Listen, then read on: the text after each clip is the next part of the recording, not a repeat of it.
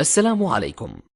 لا تنسوا الإعجاب بالفيديو والاشتراك في القناة تشجيعا لنا لنستمر بنشر المزيد إن شاء الله. تضامن نجم كرة القدم الإنجليزية السابق ديفيد بيكهام مع لاعب أياكس أمستردام ذو الأصول المغربية عبد الحق نوري، الذي تعرض لإصابة مزمنة في المخ بعد إصابته في المباراة الودية التي جمعت فريقه الهولندي ببريمن الألماني. وكتب بيكهام على حسابه في موقع إنستجرام كلمات مؤثرة في حق لاعب المنتخب الهولندي لأقل من 21 عاما، جاءت كالآتي: كانت صدمتي قوية بعد سماع الأنباء عن عبد الحق نوري. أتحدث باسم جميع اللاعبين الذين يتضامنون بحب معه ومع عائلته. وأضاف بيكهام: إنه لاعب شاب موهوب، وأخبرني صديق لي أنه شاب لطيف ومحترم. أتمنى أن تكون لعائلته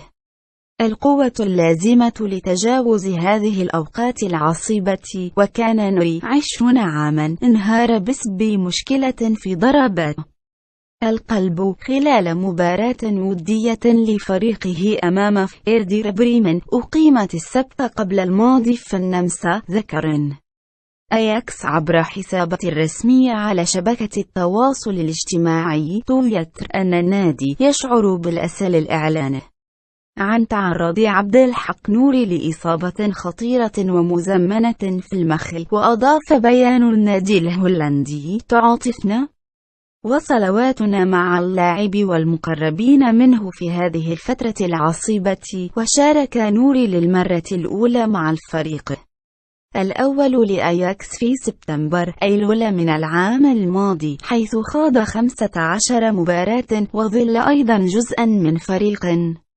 الشباب، وحصل على لقب أفضل